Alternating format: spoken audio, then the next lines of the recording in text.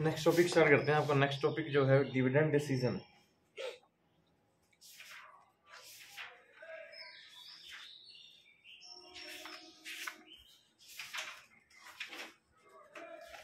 Dividend decision means company में जो भी शेयर होल्डर होते हैं उनको जो कंपनी साल में आफ्टर प्रॉफिट जो प्राइस पे करती है उनके कैपिटल के लिए, उसको हम डिविडेंड बोल रहे हैं। इक्विटी शेयर कैपिटल हो गए, प्रेफरेंस वाले हो गए, या फिर डिबेंचर होल्डर हो गए। डिबेंचर होल्डर को इंटरेस्ट मिलता है, नेम ही चेंज होता है, होता तो ब्याज ही है एक तरह का, बट जो equity share holder, preference share holder, उनको डिविडेंड मिलेगा।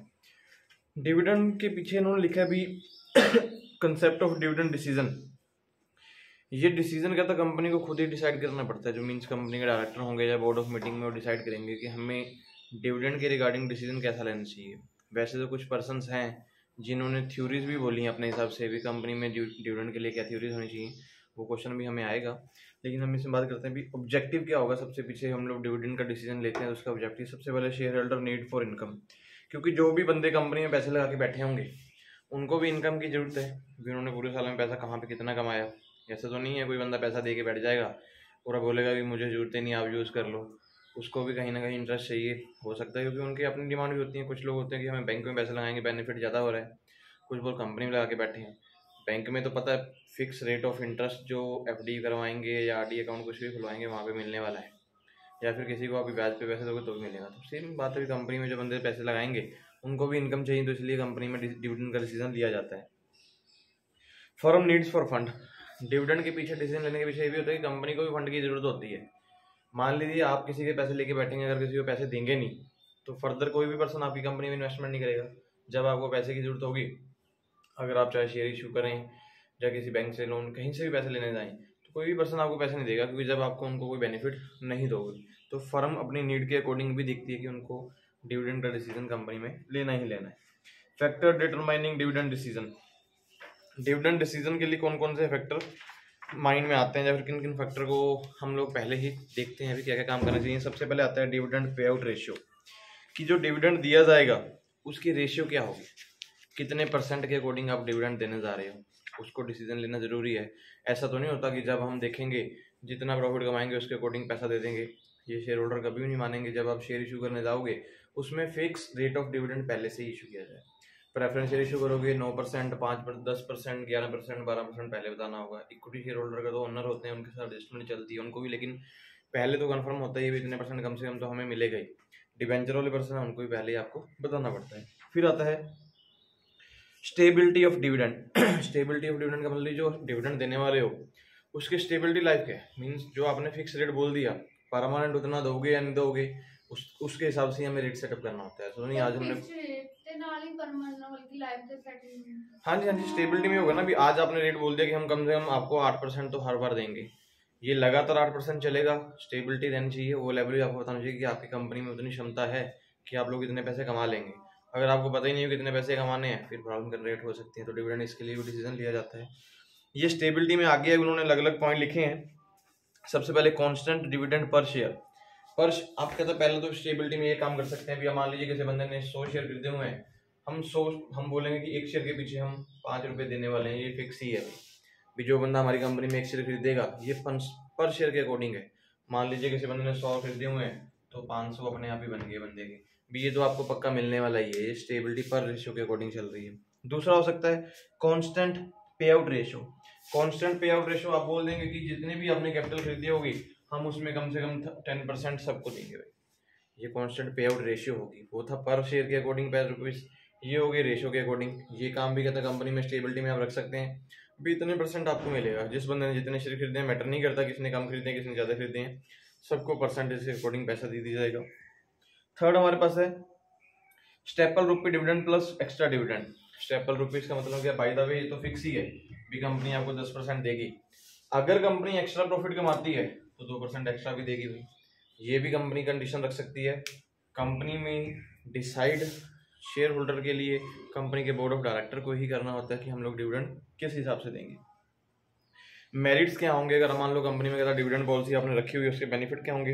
एक तो कहता है रेजुलेशन ऑफ इन्वेस्टर अनसर्टेनिटी। जब भी इन्वेस्टर्स को अनसर्टेनिटी लगेगी, उनको लगता है कि कभी भी कंपनी में कुछ भी हो सकता है, इस चीज़ का रेजुलेशन कहता है पहले से ही पास हो जाना चाहिए। क्योंकि आपको पता होना चाहिए कंपनी में किसी के पैसे इन्वेस्टमेंट करवा रहे हैं, इन्वेस्टर्स को पता होगा कि कंपनी ने पहले से ही रूल एक पास करके रखा हुआ है कि हर बार वो प्रॉफिट में से रिटेन अर्निंग निकाल रहे हैं, या फिर प्रॉफिट में से हम बोल सकते हैं एक्स्ट्रा प्रॉफिट साइड में रख रहे हैं वो लोग। बाय द वे कंपनी में कोई ऐसी प्रॉब्लम आएंगी तो वहाँ से वो पैसा यूज़ करके लोगों का पैसा वापस कर देंगे। एक बेनिफिट ये भी हो सकता है डिविडेंड पॉलिसी बनाने के पीछे। दूसरा, investor desire for current income. सभी इन्वेस्टर की करंट इनकम की डिजायर होती है, वो करंट इनकम की डिजायर जो वो भी कंप्लीट हो जाएगी। इंस्टीट्यूशनल इन्वेस्टर्स रिक्वायरमेंट, अगर आपको कुछ और इन्वेस्टर्स की रिक्वायरमेंट है तो डिविडेंड पॉलिसी बनाना जरूरी है, क्योंकि डिविडेंड पॉलिसी होगी नहीं, आप बोल दोगे हम कुछ भी पैसे देंगे तो कोई भी बंदा पैसे लगाने वाला नहीं है। रेजिंग एडिशनल फाइनेंस, और ज़्यादा पैसे चाहिए तो आपको डिविडेंड पॉलिसी सेटअप करनी होगी। उसके बाद इन्होंने लिखा है कि लीगल कंस्ट्रेंट्स, गवर्नमेंट भी यही बोलती है, चाहे आप इंटरनल बेस पे देख लीजिए चाहे एक्सटर्नल बेस पे देख लीजिए, गवर्नमेंट भी ये बोलती है कि अगर आप किसी बंदे से कोई पैसे ले रहे हैं तो आपकी एक जिम्मेवारी बनती है कि आप उनको कुछ ना कुछ as a legal rule rate of interest उसमें सेटअप करोगे। बाई द वे आप किसी से कोई उधार से सामान खरीद भी रहे हैं इंस्टॉलमेंट पे तो भी हमें रेट ऑफ इंटरेस्ट पे करना पड़ता है, तो किसी का पैसा अपनी कंपनी लगाओगे तो वो आपको पैसा डिविडेंड के रूप में पैसा देना पड़ेगा। उसके बाद है कैपिटल एम्पायरमेंट। कैपिटल एम्पायरमेंट का मतलब होगा कि आपके पास एक फर्म के पास कितना लिमिट होती है कैश की, ये भी क्लियर है। कंपनी में हम बोलते हैं जब कोई कंपनी रजिस्टर्ड होती है उसमें सबसे पहले कैपिटल जो होती है वो अथोराइज होती है। अथोराइज कैपिटल मींस कंपनी बोलती है कि हम बिजनेस स्टार्ट करेंगे 50 लाख से। ये तो कंपनी की फिक्स ही हो गया ना, कंपनी ये तो नहीं भी 50 से स्टार्टिंग में ही लगा देगी, लेकिन एक लाइफ कंपनी की सेटअप होगी 50 लाख लेके चलेगी। इससे ऊपर भी कहता कई बार आपको जाने की कोशिश हो, भी आपको लगता है आपको बिजनेस एक्सपेंड हो रहा है तो वहां पर भी आपको मींस पैसे की जरूरत है। पैसा कहाँ से आएगा, आपके पास जो भी डिविडेंड वाले पर्सन जो शेयर होल्डर पर्सन होंगे वो चाहिए। तो कैपिटल में भी अगर इम्पेयरमेंट गिरनी में सबको बढ़ाना है या कम करना है तो वहां पर भी आपको शेयर होल्डर की जरूरत है, तो वहां पर डिविडेंड रेशियो आपके साथ में होनी चाहिए। फिर आता है नेट प्रॉफिट। जब भी डिविडेंड दिया जाएगा कोशिश हाल में से ये करनी है कंपनी के नेट प्रॉफिट से दिया जाए। हम भी ऐसा नहीं है कि हमने प्रॉफिट नहीं हो रहा, कंपनी ने कुछ रिटेल अर्निंग बना के रखी हुई है, कंपनी उससे पैसा देती चली जाएगी। ऑलवेज कंपनी कोशिश यही करेगी कि प्रॉफिट से पैसा देंगे, हर बार प्रॉफिट में से कुछ ना कुछ इसमें एडजस्ट करते चले जाएंगे। जब कोई अनसर्टेनिटी आएगी तो वो पैसा यूज कर लिया जाएगा। इंसॉल्वेंसी होगी बाई द वे, कभी ऐसी कंडीशन आ जाए कि कंपनी अनेबल टू पे देयर डेब्ट्स, अपने पैसे जो उन्होंने लोगों के लिए हुए हैं वो देने में फेल हो रही है, तो वहां पर भी कंपनी में पैसा तभी आ सकता है अगर आप डिविडेंड पॉलिसी सेटअप करोगे। आप लोगों को दिखाओगे कि हम लोग कितने % आपको रेट ऑफ इंटरेस्ट देंगे ही देंगे या डिविडेंड देंगे, तो आपकी कंपनी में पैसा आएगा। अदरवाइज कंपनी इंसॉल्वेंसी कंडीशन में आ गई तो धीरे धीरे सब कुछ कंपनी का बिक जाएगा, कंपनी बंद भी हो जाती है। फिर उसके बाद internal constraints. Internal constraint means company के अंदर जो काम चल रहा है। सबसे पहले लिक्विड एसेट्स, कितने पैसे कंपनी के पास ऑलवेज करंट लिक्विड एसेट में रहते हैं, कैश हो गया, बैंक बैलेंस हो गया, इन चीज़ों के लिए भी जरूरी है डिविडेंड रेशियो। आपके पास पैसा हो ना, आप लोगों के पैसे इन्वेस्टमेंट करते चले जाओ, आपके पास टोटल पैसा फिक्स एसेट में है तो गड़बड़ में जाएगी कंपनी। तो आपके पास कुछ ना कुछ ऐसे सिक्योरिटी भी पैसे होने चाहिए। Dividend policy also affected by, एक डिविडेंड पॉलिसी कुछ और पॉइंट भी लिखे हैं, अभी कुछ पॉइंट से अफेक्ट भी होती है। सबसे पहले टैक्स स्टेटस, कंपनी का टैक्स पे करने का स्टेटस क्या है। बहुत सारी कंपनीज ऐसे होती हैं जिनके ऊपर केस चलते चले आते हैं, जैसे बोलते हैं इवेडिंग टैक्स। बहुत सारी कंपनी टैक्स को छुपाती हैं, पे नहीं करती हैं, या किसी कंपनी के ऊपर बर्डन बहुत ज़्यादा होता है तो वहाँ पर डिविडेंड पॉलिसी इफेक्ट जरूर होती है। अगर कंपनी में टैक्स रेट कम है तो डिविडेंड पॉलिसी इफेक्ट नहीं होगी, क्योंकि कंपनी ने डबल टैक्स थोड़ी पे करना है, तो ब्याज भी पे करना है ऊपर टैक्स भी पे करना है। जहाँ पर कम टैक्स पे कर रही होगी तो डिविडेंड अच्छा मिलता चला जाएगा कंपनी में। उसके बाद है अपॉर्चुनिटीज। अपॉर्चुनिटी का मतलब है कंपनी को कहाँ कहाँ पे अपॉर्चुनिटीज मिलती हैं। एक कंपनी होती है भी स्टेबल, एक ही लाइन में बिजनेस चल रहा है, हम सिंपल बोले। कुछ कंपनीज होंगी इस तरह से फ्लो से चलती हैं, प्रॉफिट डाउन, लेकिन ऑलवेज डाउन होने के बाद ऊपर चलती चली जाएंगी। इस तरह की कंपनी में बेनिफिट होता है कि डिविडेंड रेशियो फिक्स रहेगा। अगर कोई कंपनी सिंगल एक ही लाइन में चल रही है तो मे बी ऐसा टाइम कभी भी आएगा कि कंपनी डाउनफॉल होगी ही होगी, क्योंकि लोग आपकी कंपनी के प्रोडक्ट को लगातार नहीं पसंद करेंगे, कहीं पर जाके तो उसको वो छोड़ ही देंगे। डिल्यूशन ऑफ ओनरशिप, मान लीजिए कंपनी में जो ओनरशिप है, जिन्होंने इक्विटी शेयर होल्डर पैसे लगाए हुए हैं, अगर वही पर्सन कभी भी कंपनी से चले जाएं तो डिविडेंड रेशियो अफेक्ट होगी ही होगी, क्योंकि जिन पर्सन ने ओनर ने पैसे लगाए हुए हैं वो तो अपना पैसा साथ के साथ वापस लेके जाएगा, तो कंपनी में प्रॉब्लम्स क्रिएट हो सकती हैं। क्लाइंटल इफेक्ट, कंपनी के साथ जो क्लाइंट जुड़े होते हैं, जो कंपनी के मीन सामान खरीदने वाले कंज्यूमर्स हो गए, कस्टमर्स हो गए, या और पर्सन जो कंपनी को सलाह देने वाले हो सकते हैं।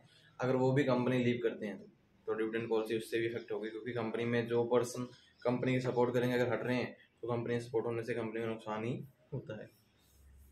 कैपिटल मार्केट कंसिडरेशन, मार्केट में कंपनी में जो नेम फेम है वो अगर डाउन हो रहा है, गुडविल कम होती चली जा रही है, शेयर वैल्यू कम हो रही है, तो भी डिविडेंड रेशियो जो है कम होती चली जाएगी। एक आ रहा है इन्फ्लेशन, अगर मार्केट में कीमतें इंक्रीज हो जाती हैं, मान लीजिए हम दे रहे हैं 10% रेट ऑफ इंटरेस्ट, मार्केट में मिल रहा है 14%, तो ये भी डिविडेंड पॉलिसी पे इफेक्ट होगा। या तो शेयर होल्डर बोलेंगे हमें भी इतने % दो, प्रॉफिट होगा तो कंपनी पे कर सकती है, अगर नहीं प्रॉफिट होगा तो मतलब ये पैसा खत्म होगा, लोग इधर शफल होना स्टार्ट हो जाएंगे। तो इन्फ्लेशन भी कंपनी में इफेक्ट करती है डिविडेंड रेशियो को। फिर आता है आपके पास फॉर्म्स ऑफ डिविडेंड, कंपनी जो डिविडेंड पे करती है वो कितने तरीके से पे कर सकती है, डिफरेंट टाइप्स है कंपनी पे डिविडेंड जो पे करेगी। सबसे पहले हमारे पास आता है कि कंपनी कैश या फिर बैंक ट्रांसफर कर देती है, जब भी किसी कंपनी में किसी लोगों को डिविडेंड या फिर रेट ऑफ इंटरेस्ट उन्होंने प्रोवाइड करना है, कैश फॉर्म में भी पैसा दे सकते हैं, बैंक ट्रांसफर भी कर सकते हैं। दूसरा उन्होंने बोला है कि बोनस शेयर। बोनस शेयर का मतलब क्या हो गया, जिस बंदे के पास पहले से मान लो कंपनी में चल रहे हैं 100 शेयर हो गए, 200 शेयर हो गए, कंपनी क्या करती है भी उनको पैसे नहीं देती, उनको फ्री में, फ्री ऑफ कॉस्ट भी बोल सकते हैं, फ्री में तो नहीं बोल सकते, फ्री ऑफ कॉस्ट उनको शेयर इशू कर देते हैं, जिसको बोनस शेयर बोलेंगे। मान लीजिए बंदे को डिविडेंड देना, उन्होंने 10 शेयर इशू कर दिए, कोई भी पैसा नहीं लिए बंदे से, मतलब कि उसके 100 की जगह कितने शेयर हो गए, 110 हो गए। नेक्स्ट टाइम पे जब उसको इंटरेस्ट मिलेगा तो 110 शेयर का मिल जाएगा। मतलब यहाँ की कॉस्ट कंपनी ने कुछ भी नहीं ली, बोनस शेयर उसको इशू कर दिया, जिसको हम स्वीट इक्विटी शेयर भी बोल सकते हैं। थर्ड उन्होंने बोला कि शेयर्स बायबैक,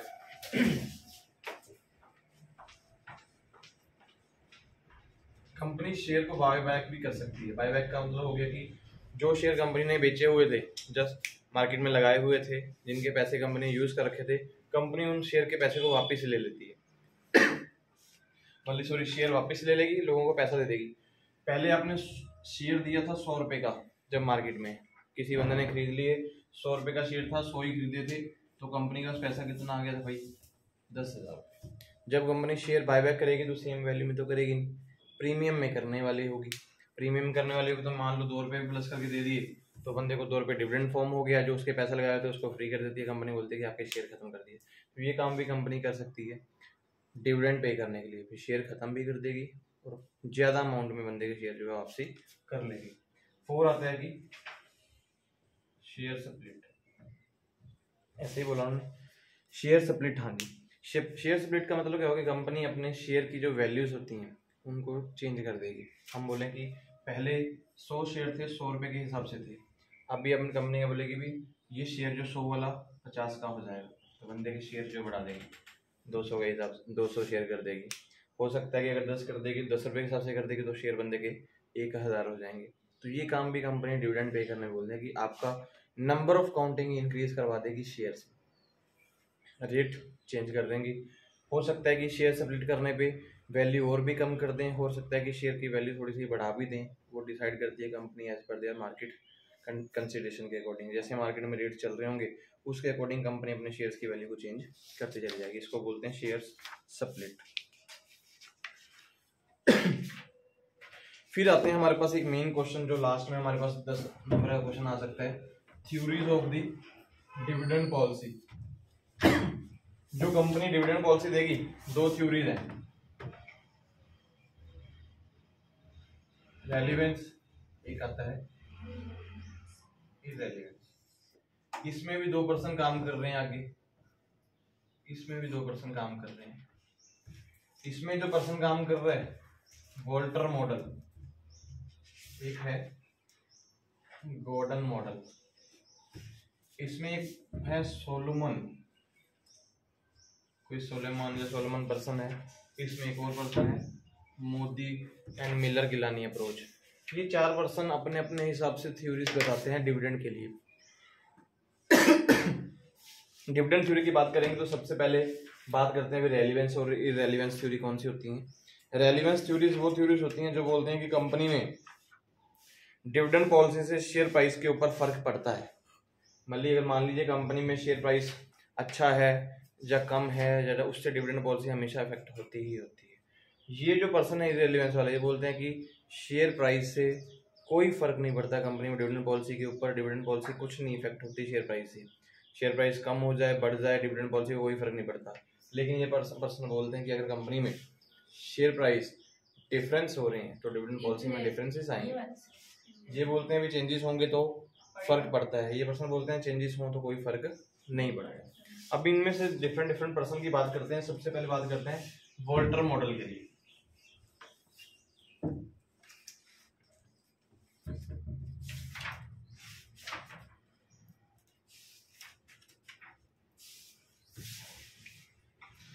वोल्टर मॉडल हमारे पास जो पर्सन है, ये पर्सन बनाई किसने थ्योरी दे देखते हैं।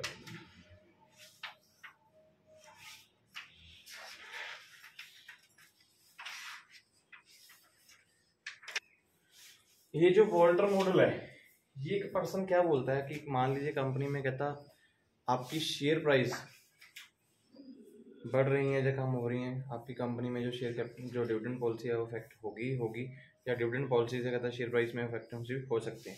ये पर्सन बोलता है कि अगर मान लीजिए आपकी कंपनी में आर ग्रेटर देन दी के, मतलब कि rate of return greater than the cost of capital. हमने कॉस्ट ऑफ कैपिटल कंपनी में किया था, हमने पीछे एक टॉपिक कंप्लीट करके आए हैं,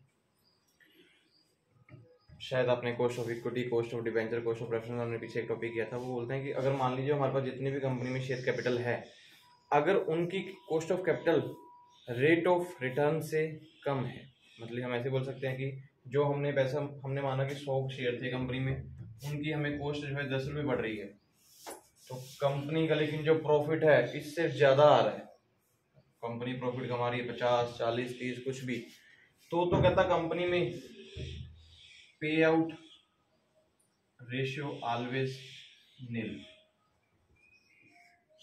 इस तरह की कंपनी में पे आउट रेशियो क्या होती है, नील होती है। कंपनी को डिविडेंड पॉलिसी के ऊपर सोचना नहीं पड़ता। ऑलवेज इन्वेस्टर्स आपके लिए रेडी होंगे, क्योंकि जब उनको पता होगा कि कंपनी लगातार ही प्रॉफिट कमा रही है, रेट ऑफ रिटर्न का मतलब क्या हो गया कि लगातार कंपनी प्रॉफिट कमा रही है और कॉस्ट ऑफ कैपिटल से तो कम ही है, तो सभी शेयर होल्डर को पता ही होता है कि कंपनी में भाई ऐसे कोई भी कंडीशन नहीं आने वाली कि हमें डिविडेंड नहीं मिलेगा। तो हम ऐसे बोल सकते हैं कि पे आउट रेशियो नीली चलेगी, कोई दिक्कत नहीं है। समझ गए पॉइंट को, कि कंपनी को सोचने की जरूरत नहीं होती भी कहाँ से पैसा आएगा। इन्वेस्टर्स खुद रेडी होंगे, क्योंकि उनको मार्केट में ऐसा नॉलेज मिल जाएगी ये कंपनी ऐसा काम कर रही है जिसमें पैसे की कमी नहीं है, अच्छा प्रॉफिट कमा रहे हैं, जितनी उनकी कॉस्ट ऑफ कैपिटल उससे ज़्यादा कमा रहे हैं। जब कोई कंपनी ज़्यादा पैसे कमाएगी तो पता ही है कि डिविडेंड पे करते चले जाएगी। लेकिन ये दूसरे पर कंडीशन ये भी बोलते हैं, बाय द वे कहता है अगर आपका रेट ऑफ रिटर्न लेस हो कॉस्ट ऑफ कैपिटल से, तो वहां पे आउट रेशियो कहता कंपनी में 100% होना चाहिए। अगर कंपनी रेट ऑफ रिटर्न कम है, कॉस्ट ऑफ कैपिटल ज़्यादा पड़ रही है, तो कंपनी को कहता 100% रेट ऑफ रेशियो देना चाहिए। जिन लोगों को आपने डिविडेंड पे करना है या इंटरेस्ट पे करना है, किसी का भी पेंडिंग नहीं छोड़ना चाहिए। अगर आप किसी का भी पेंडिंग छोड़ेंगे तो मे भी कहता कंपनी में कमी आ सकती है कैपिटल की, हो सकता है कि पर्सन आपकी कंपनी में से पैसे लेके जाना स्टार्ट कर दें। अगर इससे क्या होगा कि जो शेयर होल्डर है उनके ऊपर नेगेटिव इफेक्ट पड़ता है। अगर ये वाली कंडीशन है तो कंपनी बोलते हैं कि कंपनी में पॉजिटिव इफेक्ट होगा, कंपनी को सोचने की जरूरत नहीं होगी कि पैसा कहाँ से आएगा। यहाँ पर कंपनी को फिर देखना पड़ेगा कि कंपनी कहाँ से पैसा इकट्ठा कराए, क्योंकि शेयर होल्डर जो है अपना पैसा वापस लेना स्टार्ट कर देंगे। अगर बात दीजिए कहता कंपनी में तीसरी कंडीशन वो ये भी बोलता है कि rate of return always equal to the cost of equity, company जो भी कॉस्ट ऑफ कैपिटल, ऐसी कोई कंडीशन आती है तो कहता कंपनी अपने हिसाब से कहता कुछ भी मेथड्स यूज कर सकती है भी, या फिर अर्निंग रिटेन्स करनी है या फिर डिस्ट्रीब्यूट करनी है, वो कंपनी खुद डिसाइड करेगी। इसमें company have to take decision regarding payout ratio, कहाँ से कंपनी पैसा देगी, रिटेन अर्निंग को यूज करेगी, प्रॉफिट को यूज करेगी, या फिर डिस्ट्रीब्यूट कर देगी पैसा कहाँ पे, ये कंपनी को डिसीजन लेना होता है। 3 कंडीशन इस पर्सन ने बताई है। कहता कोई भी कंपनी है वोल्टर मॉडल में, अफेक्शन इसने दिखा दिया कि आपकी कंपनी में अगर रिटर्न ज़्यादा है कॉस्ट ऑफ कैपिटल से, तो पे आउट रेशियो से कोई फर्क नहीं पड़ता, कंपनी कितना मर्जी डिविडेंड दे दे कोई फर्क नहीं पड़ता। अगर कहीं पे कम हो गया तो कंपनी को 100% डिविडेंड देना पड़ेगा, नहीं तो लोग पैसे आप ही लेंगे। अगर ये इक्वल में चल रहा है तो कंपनी को खुद ही डिसीजन लेना होता है भी हमने कहाँ पर क्या काम करना है, कहाँ पे इन्वेस्टमेंट करनी है, कहाँ पर काम इन्वेस्टमेंट नहीं करवानी। इस तरह की मान लो जो कि मॉडल है, इसके कुछ एजम्पशन लिखे हैं कहता है the firm use only internal finance.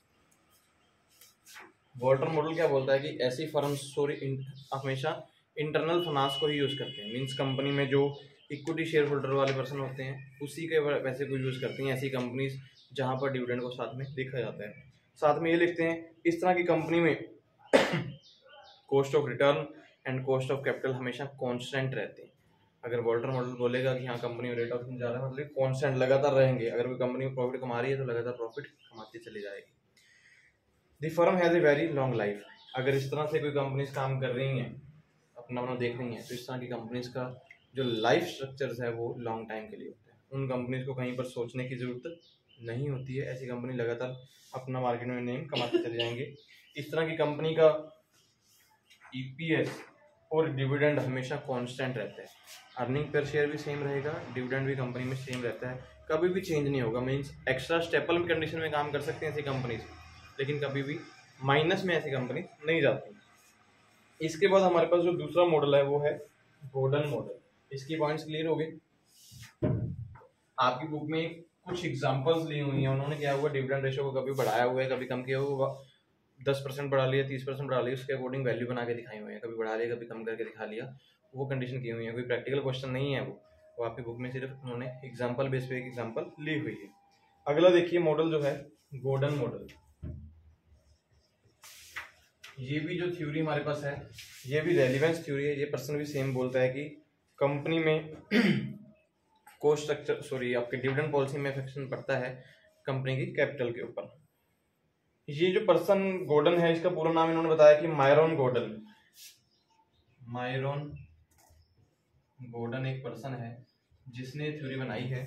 ये मोस्ट पॉपुलर मॉडल हम बोल सकते हैं, सबसे ज्यादा पॉपुलर मॉडल है डिविडेंड पॉलिसी का। अभी हमेशा कंपनी की वैल्यू का इफेक्ट डालते ही ये पर्सन ये बोलता है। ये बोलता है कि अगर कोई company bird in hand theory को समझता हो तो कहता उसके हिसाब से कहता कंपनी की बात मान कर सकते हैं। Bird in hand theory says that the investor stock dividend to potential capital gains due to uncertainty of capital gains. अगर कहता कोई company bird in hand theory को लेके चले, समझते हो बर्ड इन हैंड का मतलब हम सोचते हैं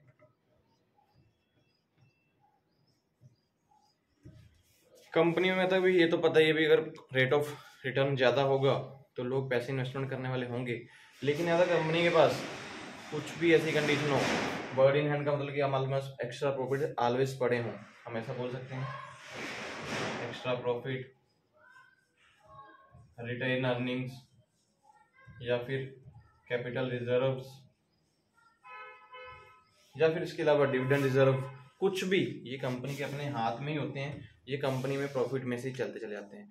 कोई भी कंपनी कहता अगर लगातार बर्ड इन हैंड को अपने साथ में लेके चले तो कंपनी कभी भी फेल नहीं होती है। कंपनी में मार्केट वैल्यू में कहता उनका कोई फर्क नहीं पड़ता, अभी उनकी मार्केट में name and fame always increase होता है। जब भी कहता कंपनी प्रॉफिट कमाए उसमें से कहता कुछ ना कुछ हिस्सा इसमें भी ट्रांसफर करते चले जाए, तो मतलब कि ऐसी कंपनीज में वैल्यू के ऊपर कोई इफेक्शन नहीं पड़ता, डिविडेंड रेशियो ऑलवेज कांस्टेंट रहती है।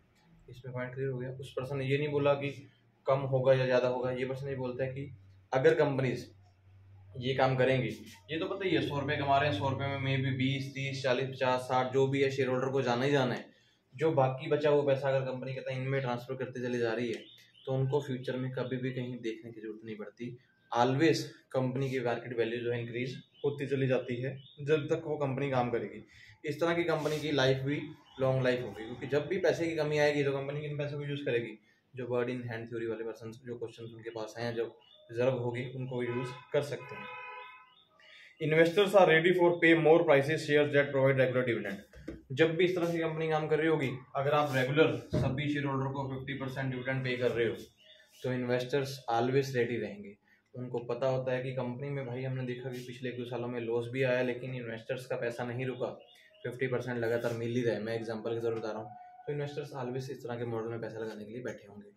ये बहुत पॉपुलर मॉडल है। ये पर्सन ये बोलता है कि आपको देखने की जरूरत नहीं है, जो भी प्रॉफिट आ रहा है कांस्टेंट पे आउट रेशियो रखिए, आपको पर शेयर के अकॉर्डिंग पैसा नहीं देना, स्टेपल के अकॉर्डिंग पैसा नहीं देना, कांस्टेंट रखिए। 50% डिविडेंड तो 50 प्रोवाइड कर रहे हैं, बाकी वो पैसा रिजर्व में क्रिएट आपका होता चला जाएगा। जब भी कंडीशंस आएंगी तो मार्केट में आपके शेयर होल्डर के ऊपर कोई भी इफेक्ट नहीं पड़ेगा, तो इन्वेस्टर्स और भी रेडी होंगे आपकी कंपनी में पैसा लगाने के लिए। इस तरह की जो थ्योरी है इसके कुछ एजम्पशंस भी इन्होंने लिखे हैं कि इस तरह की कंपनी में टोटल इक्विटी शेयर ही होते हैं। अगर मान लीजिए गॉर्डन मॉर्डन ये पर्सन बोलता है कि आपको प्रेफरेंस की जरूरत नहीं है, डिवेंचर की जरूरत नहीं है, टोटल इक्विटी फर्म्स होगी। इसमें कोई भी एक्सटर्नल फाइनेंस नहीं होता। एक्सटर्नल फाइनेंस का मतलब कि बाहर का पैसा, जैसे कि हम बोले preference share holders, debentures, bank loan, इसमें कोई भी पैसा इस तरह का नहीं होता। इस तरह की कंपनी में cost of capital, return on investment हमेशा कांस्टेंट रहते हैं, लगातार वैसी कंपनी काम चलती है। इस तरह की कंपनी में कोई भी टैक्स नहीं होता। इस तरह की कंपनी में ऑलवेज ग्रोथ पीरियड ही चलता रहता है। ग्रोथ हमेशा रिटर्न से ज़्यादा चलती है। कंपनी जितना सोचती है उससे ज़्यादा ग्रो करते चली जाती है। ये इस मॉडल के हम बोल सकते हैं कि कुछ अजम्पशंस हैं जो आपकी बुक में भी सेम ही दिए हुए हैं। इसके बाद हमारे पास मॉडल जो आते हैं वो आते हैं इररेलेवेंस मॉडल। जो हमारे पास मॉडल आ रहा है वो है इररेलेवेंस में सोलोमन मॉडल। बुक में नहीं है वैसे ये मॉडल, हम लिख सकते हैं। ये जो पर्सन, इसका नाम जो है टोटल इजरा,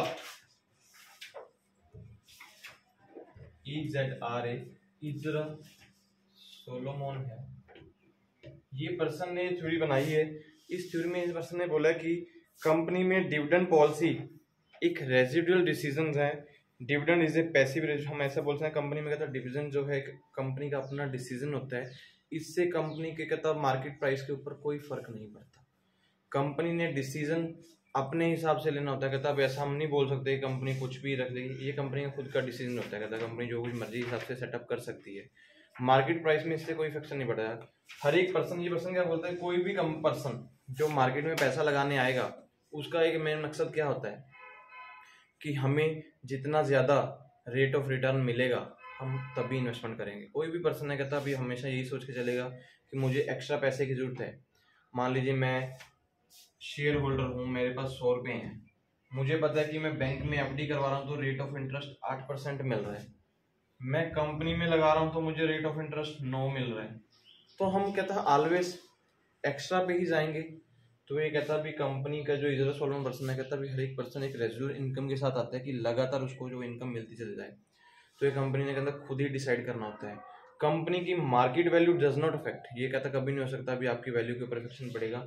डिविडेंड पॉलिसी आपका अपना डिसीजन होगा कि आपने किस हिसाब से पे करना है, ये कोई मैटर नहीं करता। अगर आपके कहता अच्छे काम किए गए होंगे तो मे भी आप लगातार कांस्टेंट लगातार सबको पैसे देते चले जाओगे। बाय द वे अगर आपके डिसीजंस अच्छे नहीं होंगे तो आप लोग कहता काम नहीं कर सकते।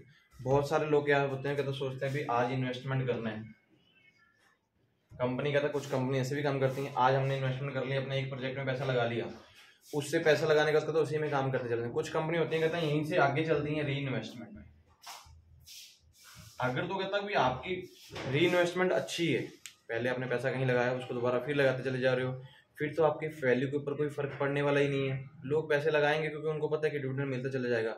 अगर कोई कंपनी का तो सिर्फ एक ही डिसीजन इसी पे ही फिक्स है कि इन्वेस्टमेंट किया उसके बाद प्रोजेक्ट खत्म कर देंगे तो प्रॉब्लम्स आ सकती हैं।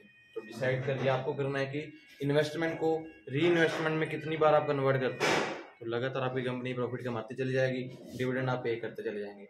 अगर आपकी कंपनी में री इन्वेस्टमेंट की फैसिलिटीज नहीं है तो लोग आपकी कंपनी से बायबैक होना अपने आप ही स्टार्ट हो जाएंगे। इससे कहता भी आपकी वैल्यू को कोई फर्क नहीं पड़ता। डिसाइड आपको करता है कि आप अपना डिसीजन किस हिसाब से लेने चले जा रहे हैं। उसके बाद जो पर्सन एक और है वो सेकंड पर्सन, जिसका नाम उन्होंने लिखा है कि MM model, Miller and Modigliani model. ये पर्सन क्या बोलते हैं कि आपके पास अगर कहता परफेक्ट मार्केट कंडीशंस हैं, परफेक्ट मार्केट कंडीशन मींस वो डिसाइड करेंगी आपकी कंपनी में डिविडेंड पॉलिसी रेलिवेंट होगी या फिर इररेलिवेंट होगी। जैसे इन्होंने बोला कि डिविडेंड पॉलिसी आपकी कंपनी के मार्केट प्राइस, मार्केट में शेयर वैल्यू क्या है वो कभी इफेक्ट नहीं करती। ये जो पर्सन है ये बोलता है कि आपकी कंपनी में परफेक्ट कैपिटल मार्केट कंपटीशन होना चाहिए। अगर आपकी कंपनी में परफेक्ट कैपिटल मार्केट कंपटीशन का मतलब, हमने शायद एक टॉपिक पहले सेमेस्टर में पढ़ा हुआ है, मे भी शायद अभी आपका रहता भी हो, परफेक्ट कंपटीशन होता है। परफेक्ट कंपटीशन मींस जहां पर large number of buyers, large number of seller होते हैं in the market for their different types of product. बहुत सारे प्रोडक्ट बेचने के लिए बहुत सारे मार्केट में सेलर्स अवेलेबल होते हैं उस सबके अपने अपने प्रॉफिट के कर्व होते हैं। अगर कहता है किसी भी कंपनी की परफेक्ट कैपिटल मार्केट कंपटीशन है, मार्केट में उनको किसी से कोई रोक टोक नहीं है, सभी कंपनी के साथ कंपटीशन भी चल रहा है। मैं एग्जांपल बोलूँ, साबुन बनाने हैं हम लोग, साबुन पे एक तरह से बनता है, डिफरेंट कंपनीज बनाती हैं, नंबर 1, रिक्सोना, लाइफ बॉय, डिटोल, इसके अलावा बहुत सारी कंपनीज होंगी। और ऐसी भी कोई कंपनी नहीं है जिनका सामान नहीं बिकता, सभी कंपनी का सामान बिकता है। तो परफेक्ट कंपटीशन हम बोल सकते हैं। अगर कहता किसी भी कंपनी का परफेक्ट कंपटीशन है मार्केट में, तो उनमें डिविडेंड से मार्केट प्राइस वैल्यू के ऊपर कोई फर्क नहीं पड़ता, क्योंकि अगर परफेक्ट कंपटीशन में हमें कहता कंपनी लगातार प्रॉफिट कमाएगी, डिविडेंड पे करती चली जाएगी, शेयर होल्डर भी आपकी कंपनी में पैसे लगाते चले जाएंगे, वो कभी सोचेंगे नहीं कि कभी नुकसान होगा या लॉस होगा। हाँ, अगर आपके पास कहता परफेक्ट कंपटीशन नहीं है तो आपकी कंपनी में लोग पैसे इन्वेस्टमेंट नहीं करेंगे। उनको पता होगा कि कंपनी मार्केट में है ही नहीं, इसका नेम एंड फेम ही नहीं है, तो मार्केट में पैसा कहाँ से कमाएगी। क्योंकि इसका ऑपोजिट भी हम साथ में ले सकते हैं कि ये मैटर करते हैं कि आपकी कंपनी में कंपटीशन होना चाहिए, अच्छा आपका रेशियो ऑफ सेल्स होना चाहिए, तो आपको बेनिफिट हो सकता है। अगर ये काम नहीं है तो प्रॉब्लम्स आपके लिए जनरेट हो सकती है। ये थी आपकी Modi and Miller Gilani approach.